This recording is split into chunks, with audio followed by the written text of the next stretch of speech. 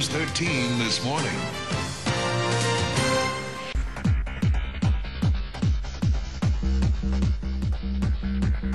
That first day of school can be very stressful, especially for young girls who may be struggling with self-image.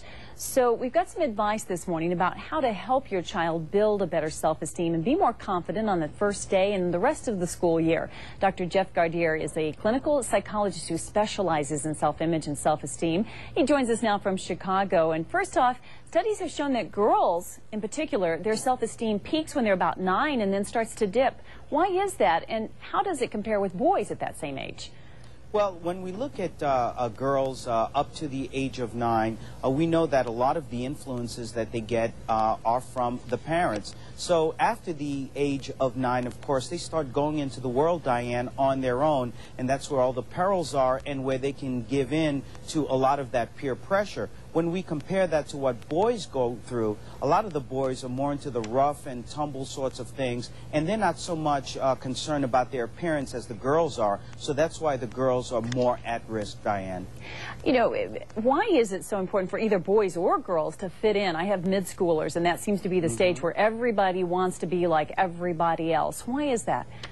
Well, certainly we know from our studies that our children want to look up to someone, they want to pattern themselves after someone, and when we look at the school years, they want to be like everyone else. And that's why we talk about this issue of hair. A lot of these young girls want to have hair like Brittany, they want to have hair like Lindsay, they want to have straight hair, especially if they're multi-ethnic children who have different textures of hair. And so in order to want to fit in that way, it becomes very, very difficult for them. They just want to be like everyone else, but we've got to teach them that they need to be themselves.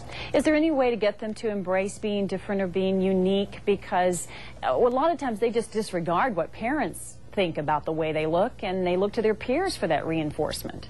You're absolutely right. They do look to their peers, but then it becomes incumbent upon us as parents to be able to influence our children and have conversations with them, especially when we look at moms and their daughters, especially around the grooming process, for example, Diane. That is a perfect time that moms, while they're combing their children's hair, can talk with them as to who they feel they can be, what it is that they want to be, their likes and dislikes. And just as importantly, they need to talk with them about school, academic and social. Who are their friends? What is it that they like to do? What are some of the things that they would like to be able to accomplish in school? Those things are very important. And Diane, if I may, I'd like to give a website where parents can learn more about this. It's www.texturesoftener.com. They can click on Advice for Moms, get that information, and get those conversations going